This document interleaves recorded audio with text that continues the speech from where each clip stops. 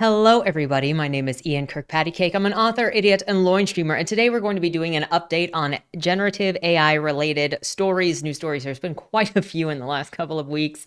One of them is in regards to somebody that we talked about previously. Another one is in regards to OpenAI, and there's quite a bit to get into. The UK trying to strip the creative rights, the creative protections on every creative in that country, which we sort of talked about before, but there's a little bit more now. So we're going to get into that, kind of a full plate today, so we're going to just jump in. But before we get started, number one, if you enjoy what I do here on the channel, please remember to like, share, and subscribe for more. Number two, if you would like to be featured on the channel, check out the links down in the description below. The number one way to be featured is through Leigh, the monthly prompt writing contest, where I give you a prompt, you write a short story using that prompt, and on the first Monday of the month, we bask in your creative genius. However, this month, we are doing the cringe stream all the way at the last day of this month, New Year's Eve, Tuesday. So there's no Lemoy, just cringe. And get it in before we go live, and you should be good. Just interpret cringe, read it. I'll read it, and we're going to vote on the cringiest thing in the loinies. Then the second way to be featured is if you are an indie author and you have a book out or a book that is coming out. If you submit your first chapter and your cover, that first chapter will be read here on the channel to hopefully help more readers find your work. I might be your reader. He might be your reader. She might be your reader. They could all be your reader, but we won't know until you wow us with your prowess. And then with that said, let's not bury the lead. From the Chicago Tribune, as usual, all of the links and all of the articles talked about today will be in the description down below if you want to check out anything for yourself. From the Chicago Tribune, OpenAI whistleblower found dead in San Francisco apartment. So you may remember that we talked about this gentleman, Suchir Balaji, a couple weeks ago in my last, I'm pretty sure it was in my last generative AI update, where he came forward to talk about what was going on. And December 13th, it was updated. A former OpenAI researcher known for whistleblowing the blockbuster artificial intelligence company facing a swell of lawsuits over its business model has died, authorities confirmed this week. Suchir Balaji, 26, was found dead inside of his Buchanan Street apartment on November 26th, San Francisco police and office of the chief medical examiner said. Police had been called to the Lower Haight residence at about 1 p.m. that day after receiving a call asking officers to check on his well-being, a police spokesman said. The medical examiner office has not released his cause of death, but police officials this week said there is currently no evidence of foul play. Information, maybe I'm just a conspirator. Let's hear your guys' conspiracies in the comments down below, because he was getting ready to testify. Information he held was expected to play a key part in lawsuits against the San Francisco-based company. Balaji's death comes 3 months after he publicly accused OpenAI of violating U.S. copyright law while developing ChatGPT, a generative artificial intelligence program that has become a money-making sensation used by hundreds of millions of people across the world. Its public release in late 2022 spurred a torrent of lawsuits against OpenAI for authors, computers, programmers, and journalists who say the company illegally stole their copyrighted materials to train its program and elevate its value past $150 billion. The Mercury News and Seven Sisters news outlets are among several newspapers, including the New York Times, to sue OpenAI in the past year. In an interview with the New York Times, published October 23rd, Balaji argued OpenAI was harming business and entrepreneurs whose data was used to train ChatGPT. If you believe what I believe, you have to just leave the company, he told the outlet, adding that this is not a sustainable model for the internet ecosystem as a whole. Balaji grew up in Cupertino after attending UC Berkeley to study computer science. It was then that he became a believer in the potential benefits that artificial intelligence could offer society, including its ability to cure diseases and stop aging, the Times reported. I thought that we could invent some kind of scientist that could help solve them, he told the newspaper. But this outlook began to sour in 2022, 2 years after joining OpenAI as a researcher. He grew particularly concerned about his assignments of gathering data from the internet for the company's GPT-4 program, which analyzed text from nearly the entire internet to train its artificial intelligence program. The practice, he told the Times, ran afoul of the country's fair use laws governing how people can use previously published work. work. In late October, he posted an analysis on his personal website arguing that point. No known factors seem to weigh in favor of ChatGPT being a fair use of its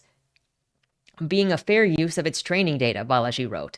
That being said, none of the arguments here are fundamentally specific to ChatGPT either, and similar arguments could be made for many generative AI products in a wide variety of domains. Reached by the news agency, Balaji's mother requested privacy while grieving the death of her son. In a November 18th letter filed in a federal court, attorneys for the New York Times named Balaji as someone who had unique and relevant documents that would support their case against OpenAI. He was among at least 12 people, many of them past and present OpenAI employees, the newspaper had named in court filings as having material helpful to their case ahead of the depositions.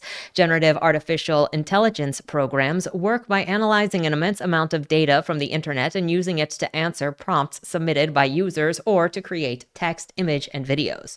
When OpenAI released its ChatGPT program in late 2022, it turbocharged an industry of companies seeking to write essays, to make art, and create computer code. Many of the most valuable companies in the world now work in the field of artificial intelligence and manufacture the computer chips needed to run those programs. OpenAI's own value nearly doubled in the past year. News outlets have argued that OpenAI and Microsoft, which is in business with OpenAI, also have been sued by the Mercury News, have plagiarized and stole articles, undermining their business models. Microsoft and OpenAI simply take the work product of reporters, journalists, editorial writers, editors, and others who contribute to the work of local newspapers, all without any regard for the efforts, much less the legal rights, of those who create and publish the news on which local communities rely, the newspaper's lawsuit said. OpenAI has staunchly refuted those claims, stressing that all of its work remains legal under fair use laws. We see immense potential for AI tools like ChatGPT to deepen publishers' relationships with readers and enhance the news experience, the company said when the lawsuit was filed. So, of course, OpenAI or anything else that is benefiting from violating the law potentially is going to say, no, we're not violating the law and we're also making money. There's so much money on the line for this specifically, not just how much they've put in, but how much they can sell the company for, especially if they are in trouble. OpenAI would likely never, since I'm using them since they are listed in this article, saying they staunchly refuted the claims. Of course they would refute the claims because they would have to pay out so much money and go bankrupt if they were declared as violating fair use. Now, I also think that it is insanely suspicious that this person was going to give information for the trial against them, the lawsuit against them. There's somehow no foul play, and it's also in Silicon Valley. There's a lot of suspicion there for me. The next article is from Forbes, titled "The Dark Side of AI Tracking the Decline of Human Cognitive Skills."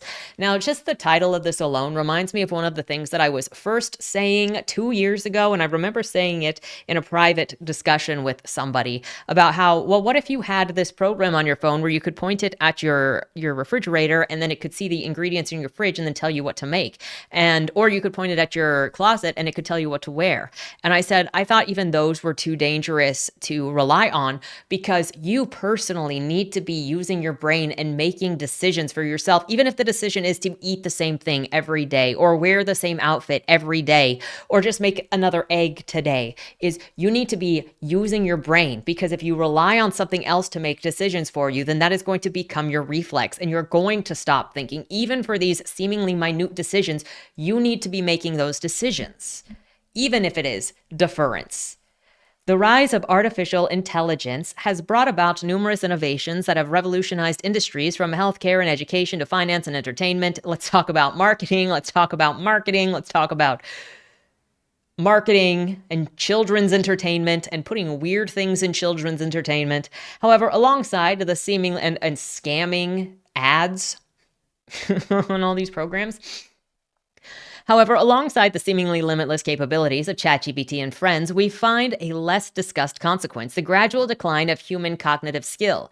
Unlike earlier tools, such as calculators and spreadsheets, which made specific tasks easier without fundamentally altering our ability to think, AI is reshaping the way that we process information and make decisions, often diminishing our reliance on our own cognitive abilities. I saw a tweet thread like a day or two ago that was talking about teachers struggling with teaching students, and some of them retiring from high school because majority of the papers being turned in were written by ChatGPT. And you could tell in talking to the kids that they couldn't even think anymore because they just didn't. AI, a double-edged sword for human cognitive skills. Tools like calculators and spreadsheets were designed to assist a specific task, such as arithmetic and data analysis, without fundamentally altering the way our brains process information. In fact, these tools still require us to understand the basics of the tasks at hand. For example, you need to understand what the formula does and what output you are seeking before you type it in Excel. While these tools simplify calculations, they do not erode our ability to think critically or engage in problem solving. The tools simply made it easier. The tools simply made life easier. AI, on the other hand, is more complex in terms of its offerings and cognitive impact. As AI becomes more prevalent, effectively thinking for us, scientists and business leaders are concerned about the large effect on our cognitive skills. This is also a reason why, there are many reasons why I constantly, no matter how I feel about the books that I read and talk about on this channel, I recommend people read them. Aside from my tastes are not going to define your tastes, but I want people, if you're interested in seeing where my criticisms come from or how my brain works when I'm looking at a story and taking it apart, I want you to read it and to think about the story as you are reading it and why you read it the way that you read it. What things are you walking away with? I want people to read slowly, to annotate what they're reading, to think about what they're reading, why characters are acting the way they do. And that also goes in the way that I talk about how I write my stories, or the suggestions or the tips or advice based on how I write my stories on what I give other people, which is thinking through why your characters are doing the things that they do as often as you can. I think you need to be using your brain to cognitively get through any decision, any observation. Think about it. Think about what you're reading constantly. Think about what you're seeing constantly. Now, there is a point when you can overthink things for sure, but enter into conversation, challenge yourself, challenge your reading, challenge your ideas. Even if it's challenging why you believe the things that you believe, expose yourself genuinely to other people's beliefs and think about your own in comparison. It's so important to the brain. Looking at another language just for fun, even if you're never going to speak it casually. Declining cognitive skills in education. The effects of AI on cognitive development are already being identified in schools across the United States. In a report titled "Generative AI Can Harm Learning," researchers at the University of Pennsylvania found that students who relied on AI for practice problems performed worse on tests compared to students who completed assignments without AI assistance. This suggests that the use of AI in academic setting is not just an issue of convenience, but may contribute to a decline in critical thinking skills. And who do you think is going to suffer for those? It's going to be the students that are not guided against using those things, who then cannot think in the future, who cannot do an efficient job in the future, cannot think for themselves when they get into the real world outside of school. School is supposed to be teaching you skills and information and knowledge that you're going to need for the rest of your life, and this is not it. Furthermore, educational experts argue that AI's increasing role in learning environments risks undermining the development of problem-solving abilities. Students are increasingly being taught to accept AI-generated answers without fully understanding the underlying processes or concepts. As AI becomes more ingrained in education, there is a concern that future generations may lack the capacity to engage in deeper intellectual exercises, relying on algorithms instead of their own analytical skills. Again, this is why I want people to read the books that I talk about on this channel and then talk about those books here, to tell me about the ways that you've analyzed those situations, or to talk about the books that you are writing if you are a writer, or the games that you're writing, or the screenplays that you're writing, and talk about why things are happening the way that they are, because it is a much more complex cognitive skill than I think people really put time into thinking about. Because then you go through the story and you're like, well, why is it showing like this? Why is it reading like this? When you should be able to point to hints in the text for what they are, that are not necessarily just straight up telling you. From Greg Eisenberg in this tweet, just had a fascinating lunch with a 22-year-old Stanford grad. Smart kid, perfect resume. Something felt off though. He kept pausing mid-sentence, searching for words. Not complex words, basic ones. Like his brain was buffering. Finally, asked if he was okay. His response floored me. Sometimes I forget words now. I'm so used to having ChatGPT complete my thoughts that when it's not there, my brain feels slower.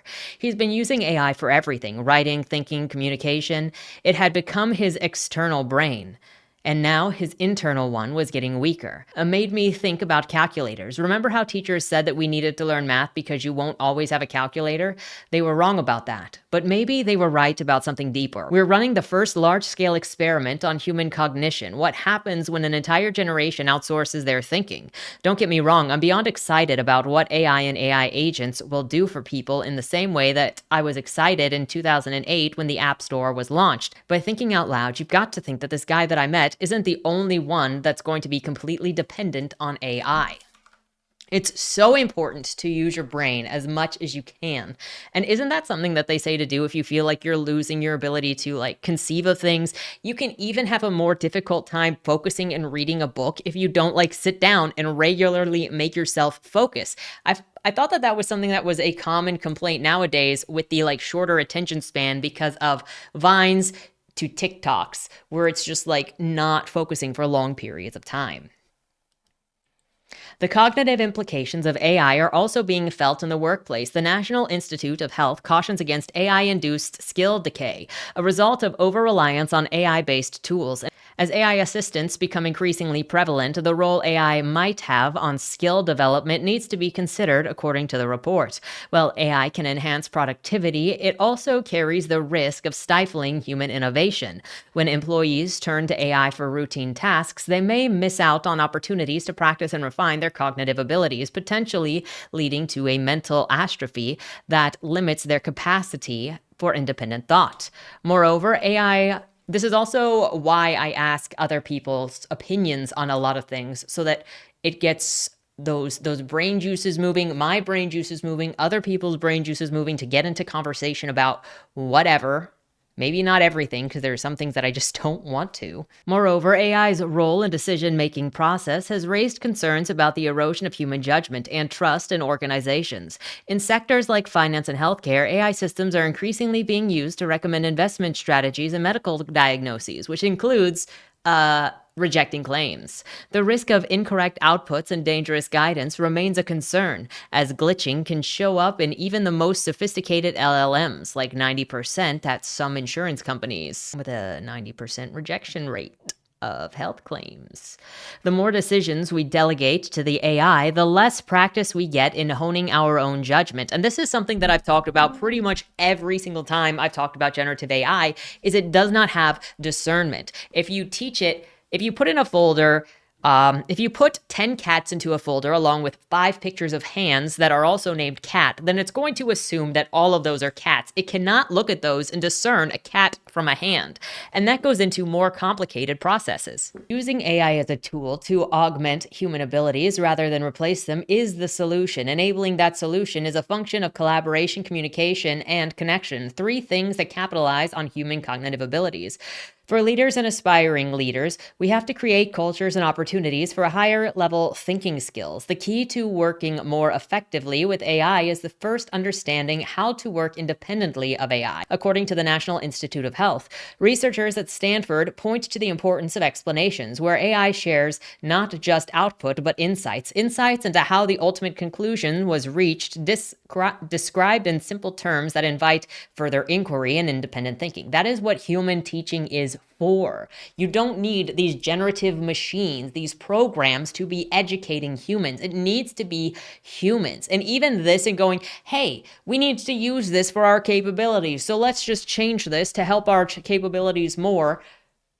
No, you need to use humans to educate humans. And also, this acts like people have the same capacities mentally, physically, for everything, but we know that they don't. You have to use people to understand the limitations of some people, the skills of some people, and the different ways to talk to people. You would think that this would be so obvious with so many years of people trying to teach 30 kids in this classroom the exact same way when you need to teach kids individually in order to help propel them the strongest. But this is trying to treat it as if you just find the secret key to bolster it in one specific way, then you can fix everybody. But you can't.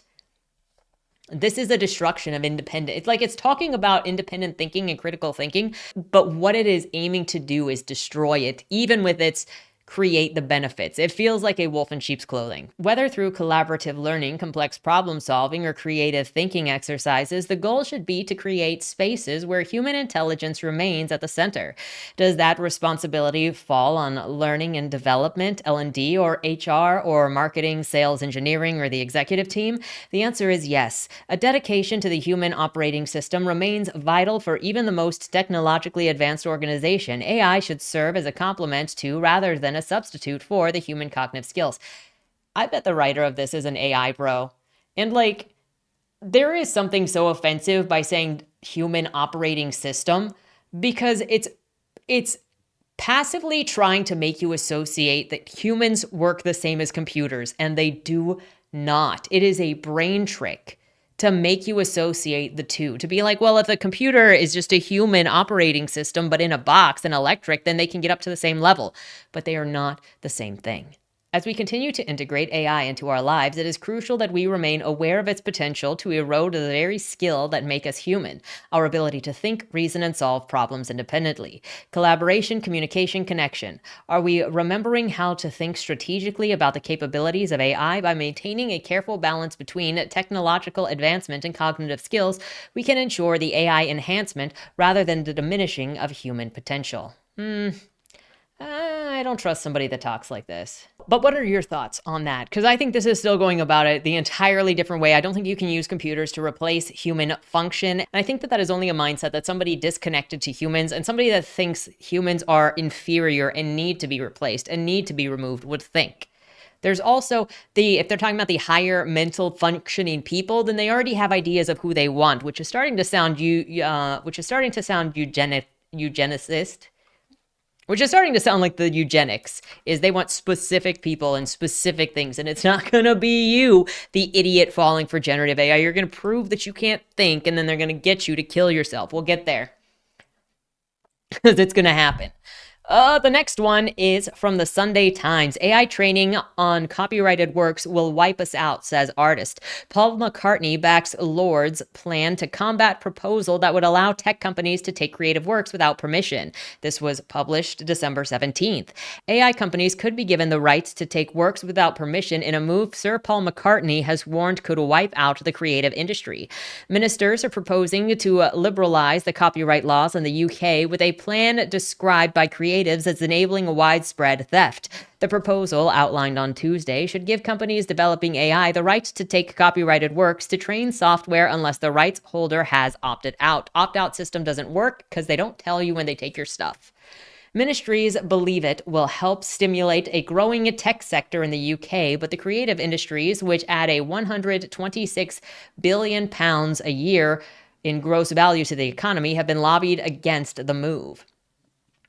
They want to transfer the wealth from the creative industry to the tech bros. That's what it is. They literally just said it is theft from the creative industries, which the tech bros do not respect, to put the money in the tech bros' pockets. It's just a straight theft. McCartney backed plans in the House of Lords this week to combat the proposal. He said AI could just take over, and we don't want that to happen, particularly for young composers and writers for whom it may be the only way that they're going to make a career. He added, if AI wipes that out, that would be a very sad thing indeed. Musicians, including Kate Bush, Bjorn Ulvaeus of ABBA, and Tom York of Radiohead, and writers, including Stephen Fry, were among 37,000 signatories of a statement from the creative industry warning about the unjust threat posed by training of AI. AI companies need a huge amount of text, image, and video to create software such as ChatGPT and image generator Midjourney. The programs were created by taking copyrighted works from the internet without permission. Since the boom of AI, artists have sought to sue the companies, strike license deals, or opt their work out of the practice. Tech UK, the industry lobby group, Group, is in favor of the government's plan for an opt-out copyright model, but the companies are more reluctant on the transparency rules for commercial reasons. Wonder why. However, artists have described the opting out as all but impossible and oppose the new constellations. They say that in addition to taking their work, AI companies are also creating products that are competitors, as they create text, image, audio, and video using simple prompts.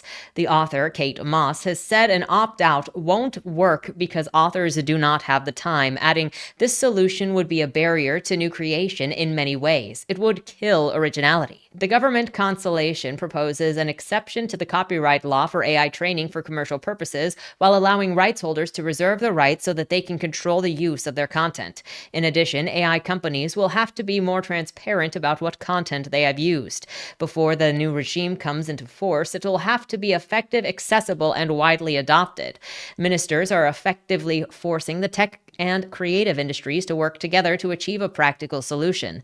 They argue that it'll lead to more licensing of content and new revenue streams for creators. Sir Chris Bryant, the data minister, said, "I know that some people have tried to characterize this as a battle between two sectors, between the creative industries and between artificial intelligence.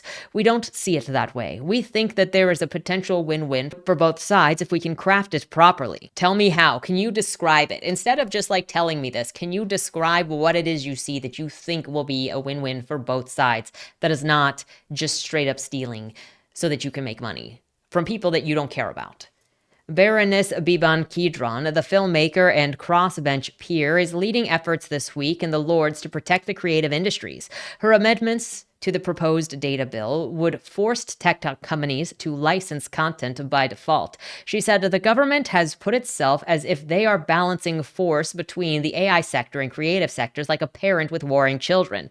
There is no acknowledgement of the widespread theft. It was a moment for the government to stand up for the rules of law and for one of our great industries, both economic and joyful. The consultation that suggests that we do not have a law when we do, and an equality of arms between the victim and the thief, is a pretty low bar. Ed Newton-Rex, a composer who used to work for the British tech company Stability AI, said, "The government calls this a balance package of proposals, but there is nothing balanced about it. It'll hand most of the UK's creative work to AI companies for free, letting them build highly scalable competitors to millions of creators. The government says the proposals are intended to bring certainty over how copyrighted works can be used in AI training, but there is no uncertainty about the current law. It is currently illegal to train commercial generative AI models on copyrighted works without a license." Bryant admitted that opting out is really difficult at the moment. He said, "That's got to change. If you very clever people who work in the tech and in the creative industries can come up with a system of rights reservations, then it'll be perfectly appropriate and sensible to have a text and data mining exemption. But these things are contingent upon one another." Owen Meredith, chief executive of the News Media Association, said the consultation fails to address the real issue and described the opt-out as unworkable. He added the UK gold standard copyright law is already clear. What is missing is robust enforcement and transparency requirements that empower creative businesses to assert their rights. That's been the problem for years, is that all of these companies are breaking copyright law, but they're not being given the support that they need in order to go after their violators. At present, there is no lack of clarity in the law, but those proposals will only muddy the water and allow generative AI firms to shirk their responsibilities. Danny Conway, chief executive of the Publishers Association, said that the move was a genuine best effort by ministry at a compromised position, but the measures are, as yet, entirely untested and unevidenced. So what are your thoughts on that? I just have one thing to follow up with this on the ransacking of creative skill, ability, thought. And look, they want to steal your thought and then make it so it doesn't matter if you think, and so then you're just worthless.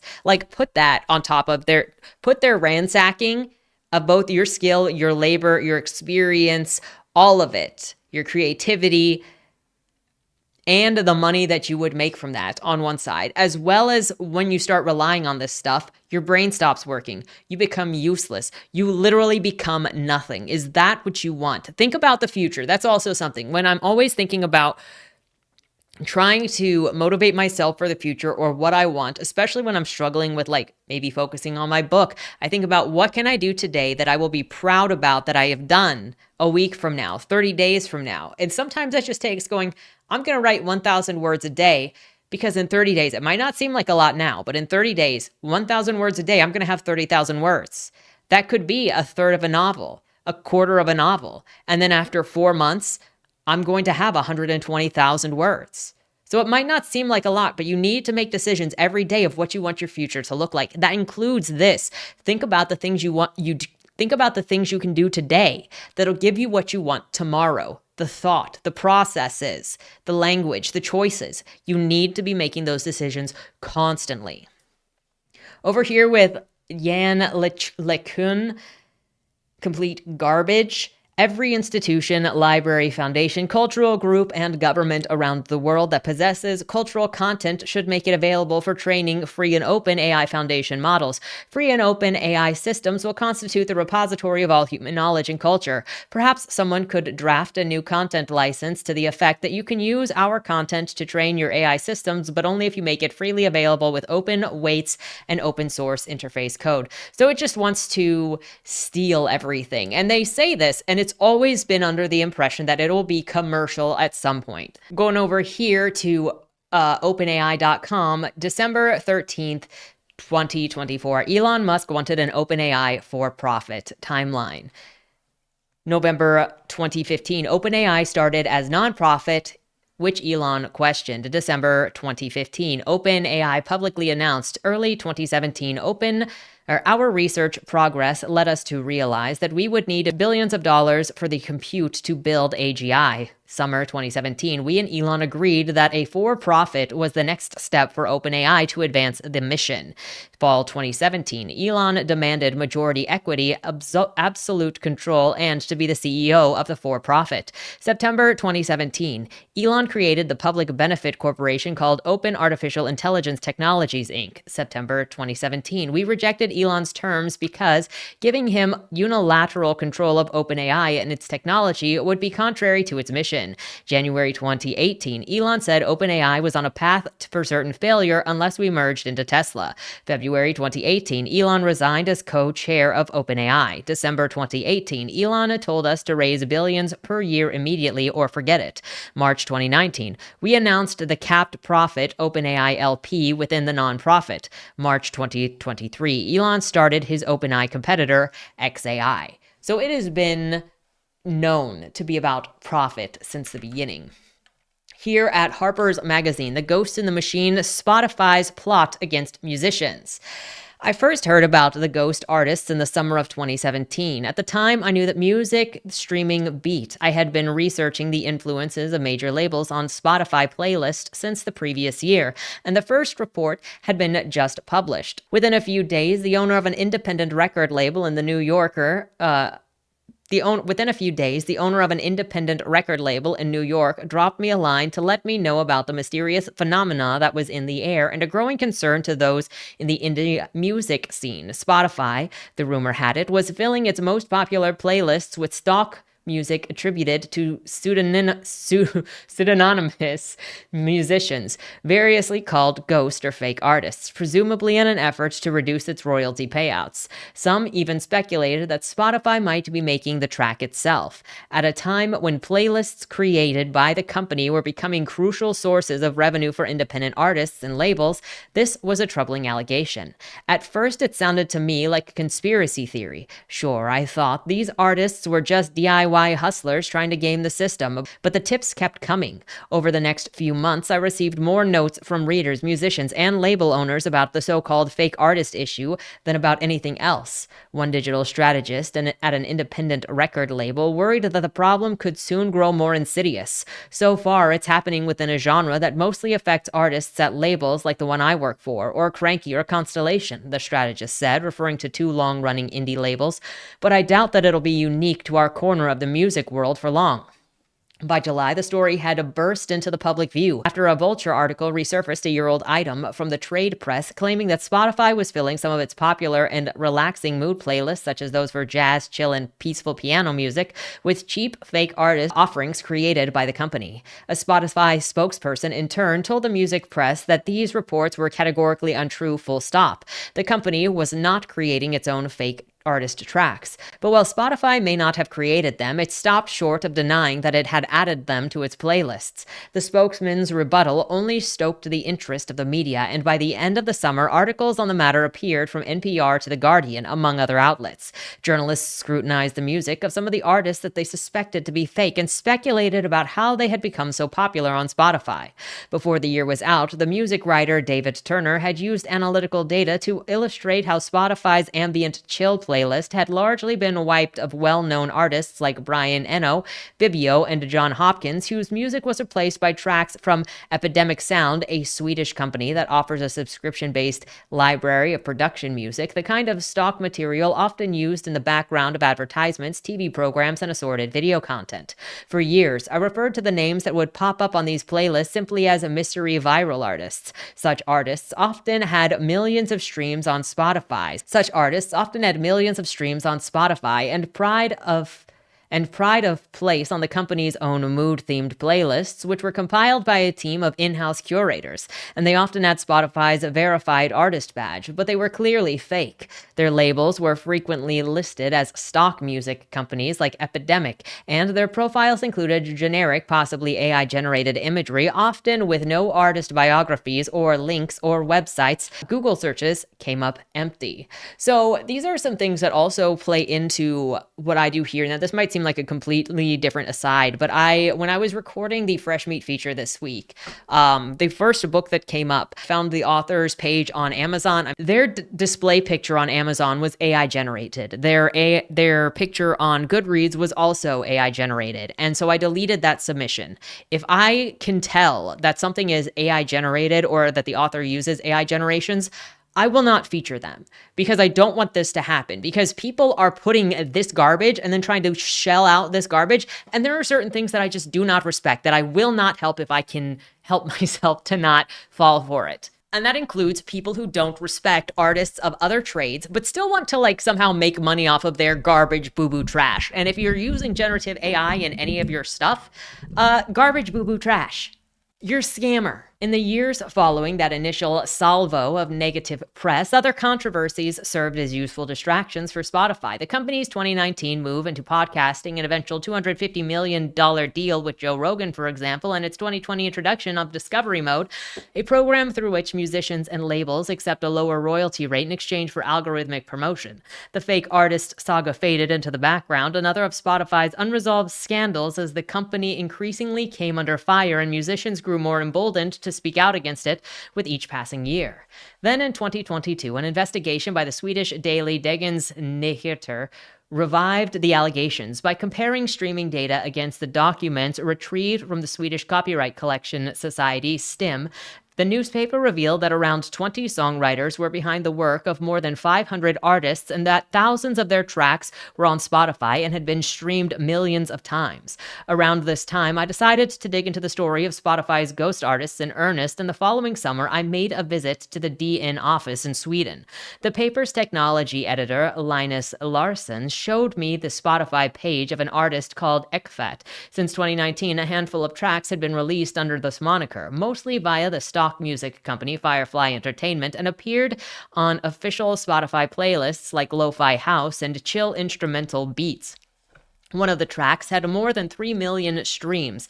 At the time of this writing, the number has surpassed 4 million. Larson, amused by the elaborate artist bio, which he read aloud. It described Ekfat as a classically trained Icelandic beatmaker who graduated from the Reykjavik Music Conservatory, joined the legendary Schmecklesia lo-fi rocker crew in 2017 and released music only on limited edition cassettes until 2019. Completely made up, Larson said. This is probably the most absurd example because they really tried to make him into the coolest music producer that you can find. Besides the journalist at DN, no one in Sweden wanted to talk about the fake artists. In Stockholm, I visited the address listed for one of the ghost labels and knocked on the door. No luck. I met someone who knew a guy who maybe ran one of the production companies, but he didn't want to talk. A local businessman would reveal only what he worked in functional music space and clammed up as soon as I told him about my investigation. Even with the news reporting, there was still much missing from the bigger picture. Why exactly were the tracks getting added to these hugely popular Spotify playlists? We knew that the host's artists were linked to certain production companies and that those companies were pumping out an exorbitant number of tracks, but what was their relationship to Spotify? For more than a year, I devoted myself to answering these questions, and I spoke with former employees, reviewed internal Spotify records and company Slack messages, interviewed and corresponded with numerous musicians. What I uncovered was an elaborate internal program. Spotify, I discovered, not only has partnerships with web production companies, which, as one former employee put it, provided Spotify with music we benefited from financially, but also a team of employees working to seed these tracks on playlists across the platform. In doing so, they are effectively working to grow the percentage of total stream of music that is cheaper to the platform. The program's name, Perfect Fit Content. The PFC program raises troubling prospects for working musicians. Some face the possibility of losing out on crucial income by having their tracks passed over for playlist placement or replaced in favor of PFC. Others, who recorded PFC music themselves, must often give up control of certain royalty rights that, if a track becomes popular, could be highly lucrative. But it also raises a worrying question.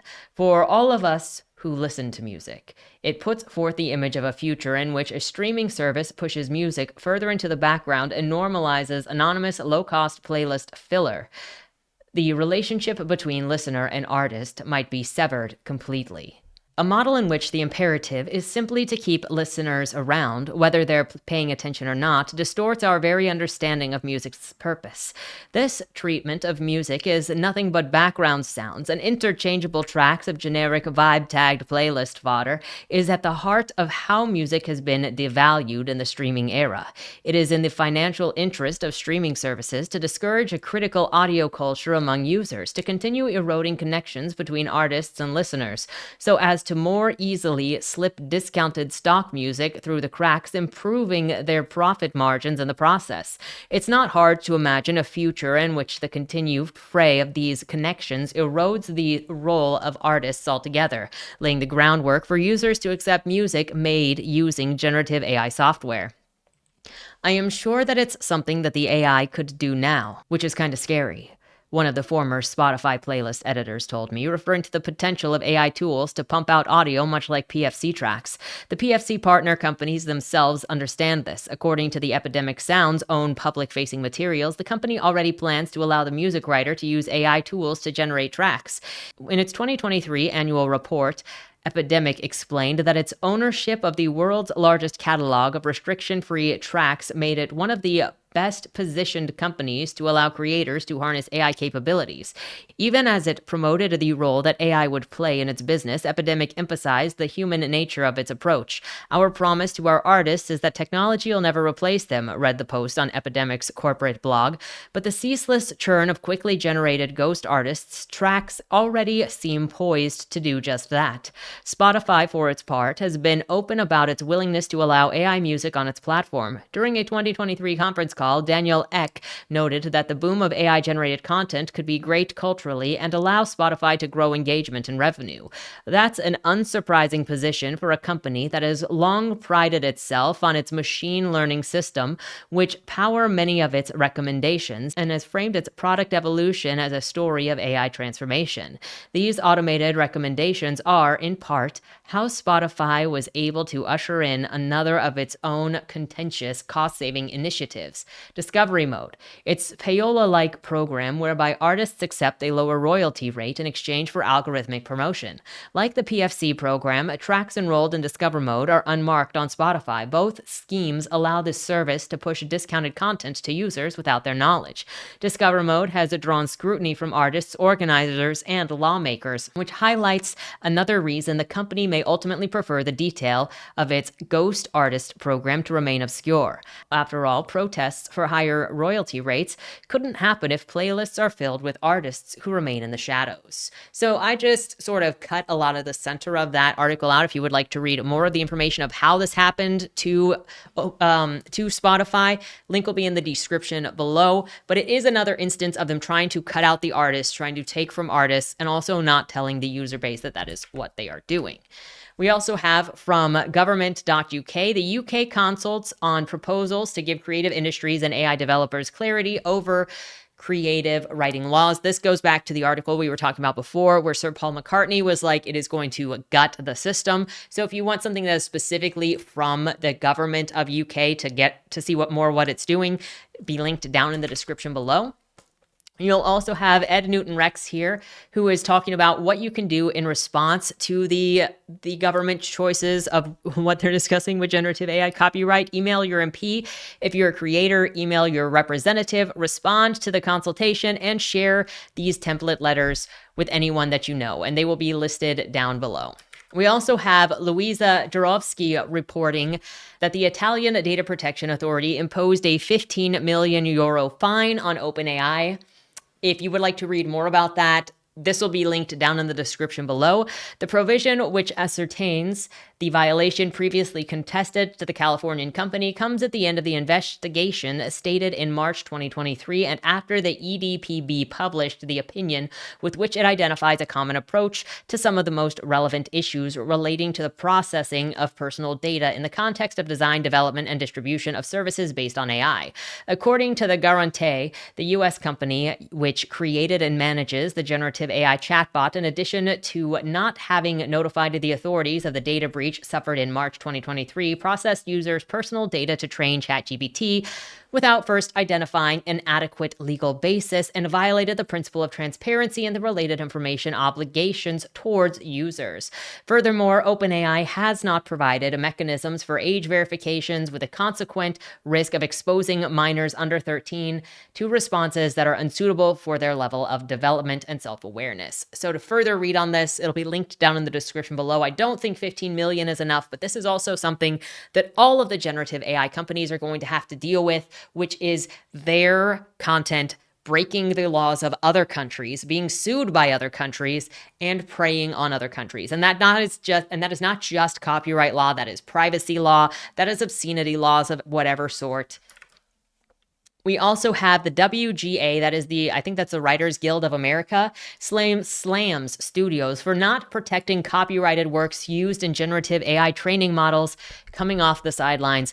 Finally, the Writers Guild of America says that Hollywood studios have harmed its members and have violated the minimum basic agreement by not acting on the use of their copyrighted works to train generative AI models. A seething letter issued Thursday by the Guild claims that the tech companies like Meta, Apple, and Salesforce have looted the studio's intellectual property, a vast reserve of works created by generations of union labor to train their artificial intelligence systems, and the studios have done nothing to stop this theft. I wonder if the unions will then now be able to sue as well, because I think it was the last video that I updated that had like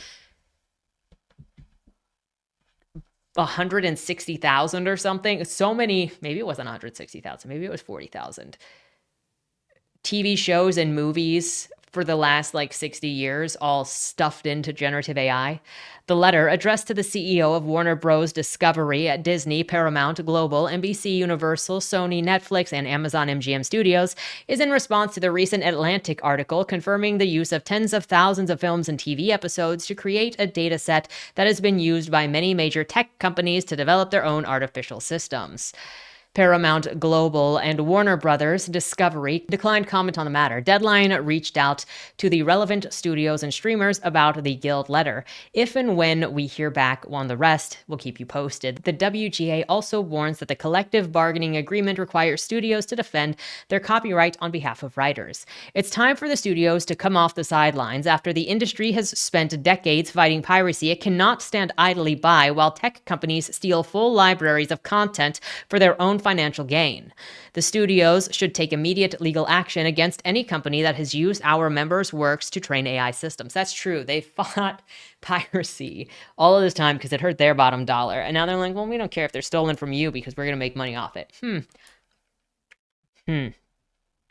Then we go back over to Forbes with artificial intelligence has created a 50% to 70% decrease in wages, creating income inequality and threatening millions of jobs. This was warned about. It is going to get worse.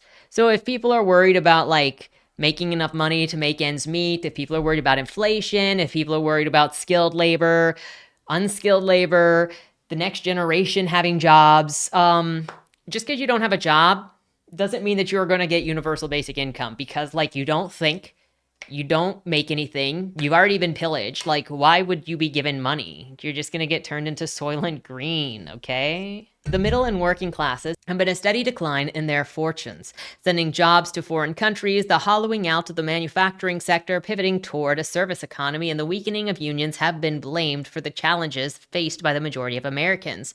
There's an interesting, compelling, and alternative explanation. According to the new academic research study, automation technology has been the primary driver of the U.S. income inequality for over the past 40 years.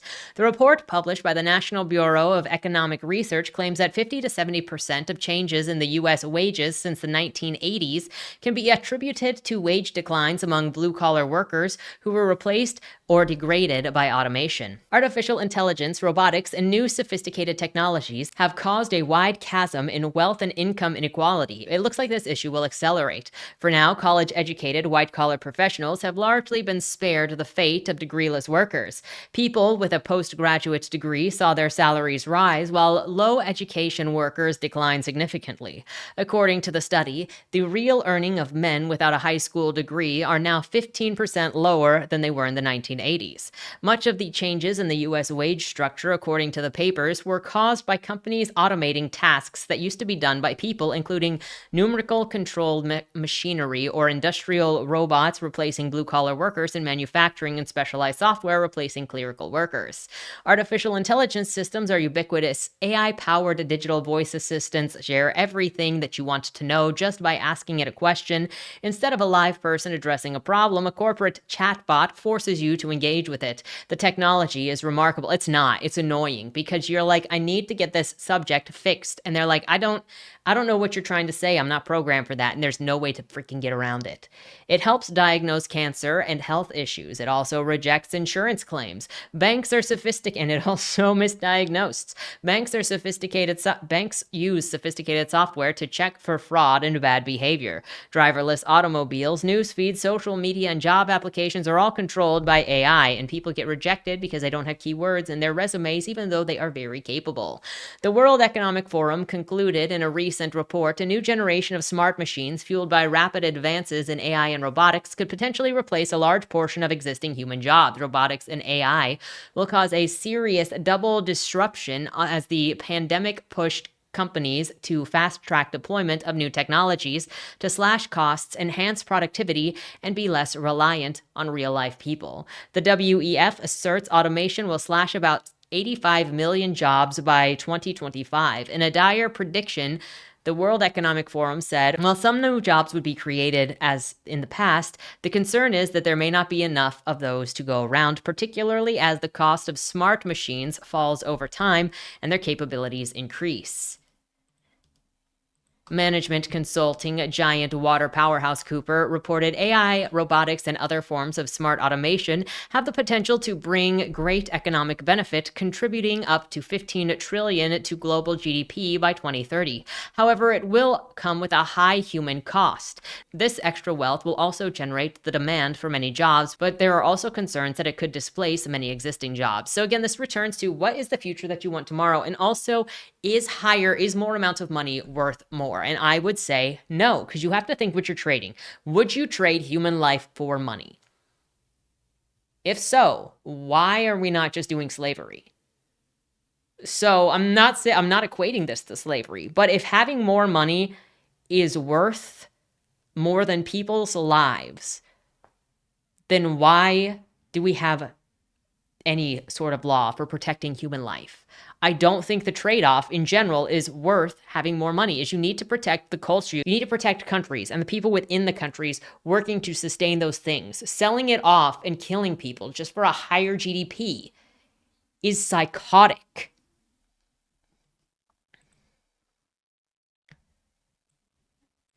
Concerns of new technologies disrupting the workforce and causing job losses have been found for a long time. On one side, the argument is automation will create new and better jobs and erase the need for physical labor. The counterclaim is that people without the appropriate skills will be displaced and not have a home in the new environment. Amazon, Google, Microsoft, Apple, Zoom, and other tech giants greatly benefited financially during the pandemic. So why would they want things to change, huh? Because it's going to look like negative GDP now. The virus outbreak accelerated trends, including choosing technology over people. There's still a need for humans, for example, although Amazon invested heavily in automation for its warehouses, the online retail giant still needed to hire over 300,000 workers during the pandemic. This brings up another important overlooked issue, the quality of the job. Proponents of AI say that there is nothing to worry about as we've always successfully dealt with new technologies. You may have a job, but what is the quality of it? To remain relevant, you will have to learn new skills to stay ahead of the curve. Bloomberg reported more than 120 million workers globally will need to retrain in the next 3 years due to artificial intelligence impacting their jobs, according to the IBM survey. The amount of individuals who will be impacted is immense. The world's most advanced cities aren't ready for the disruptions of artificial intelligence, claims Oliver Wyman, a management consultant firm. It was believed that over 50 million Chinese workers may require retraining as a result of AI-related deployment. The U.S. will be required to retool 11.5 million people in America with skills needed to survive in the workforce. Millions of workers in Brazil, Japan, and Germany will need assistance with the changes wrought by AI, robotics, and related technologies. For those who may be left behind, there's a call for offering of universal basic income. The idea gained national attention when it became a major part of the Democratic candidate Andrew Yang's 2020 presidential campaign. Yang's policy was to lift people out of poverty or to help them through rough patches with a guaranteed monthly income. Supporters say that it gives people needed financial security to find a good job and avoid debt. Critics have argued that free money would be a disincentive to work, creating a society dependent on the state. According to the Wells Fargo research report, robots will eliminate 200,000 jobs in the banking industry within the next 10 years. This has already adversely impacted highly paid Wall Street professionals, including stock and bond traders. These are the people who used to work on the trading floors at investment banks and trade securities for their banks, clients, and themselves. It was a very lucrative profession until algorithms, quaint trading software, and programs disrupted the business and rendered their skills unnecessary compared to the fast-acting technology. There is no hiding from the robots. Well-trained and experienced doctors will be pushed aside by sophisticated robots that can perform delicate surgeries more precisely and read X-rays more efficiently and accurately to detect cancerous cells that can be readily seen by a human eye. I would prefer a human.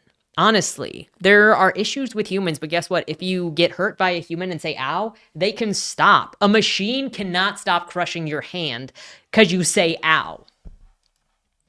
Truck and cab drivers, cashiers, retail sales associates, and people who work in manufacturing plants and factories have and will continue to be replaced by robotics and technology. Driverless vehicles, kiosks in fast food restaurants, and self-help quick phone scans at stores will soon eliminate most minimum wage and low-skilled jobs. But what is the goal? Like, what is this all for if you remove anything for anybody to do? Also, this isn't what everybody wants. People want to talk to people.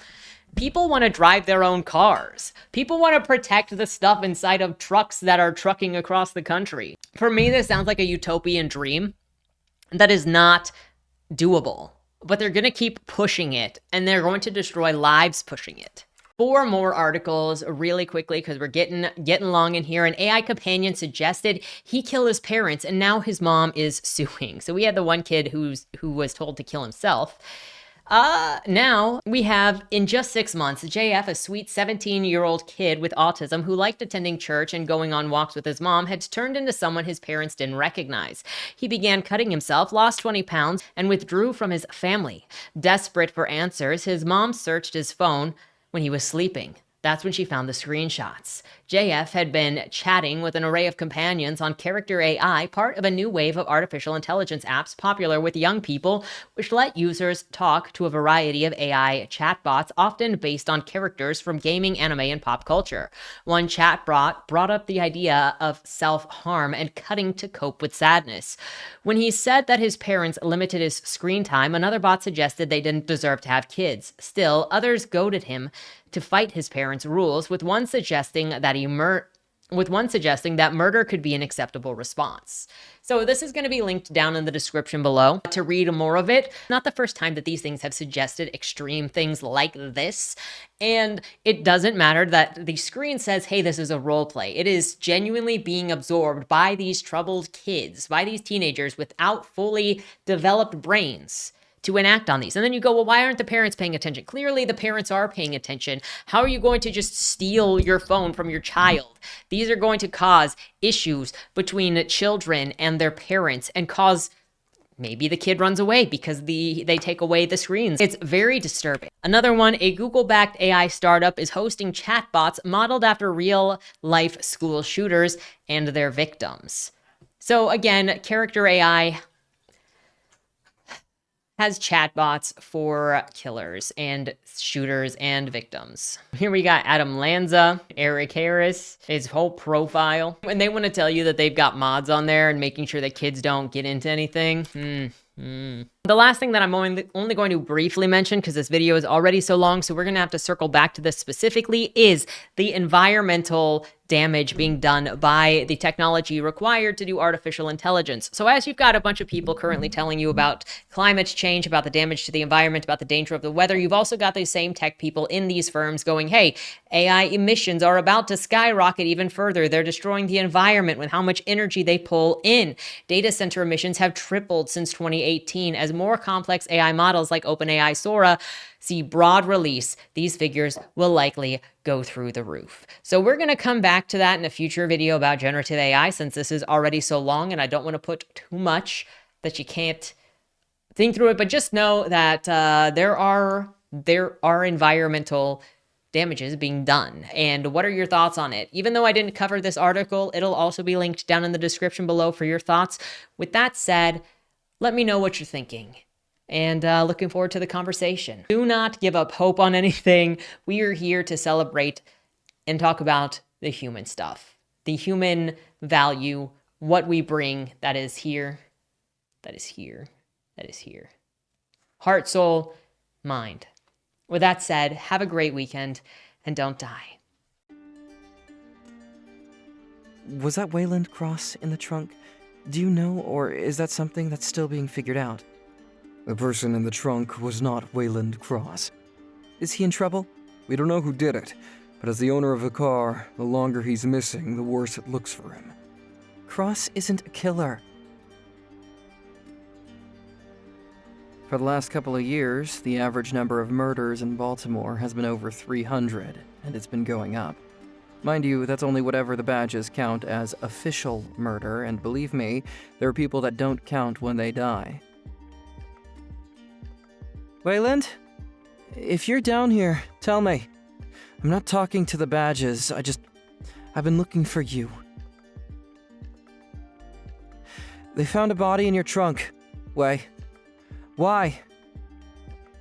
Did you do that? To the left, plain black letters read along the wall. You walked in the corridor. Once that ends, you chose the dark is on the right. My vision goes blurry. Flickers black and black and black for longer intervals until I can't see anything at all. I'm not screaming anymore, but my voice echoes back to me. Where the hell am I? You're dead, Josephine. Even smart people do stupid shit sometimes, right?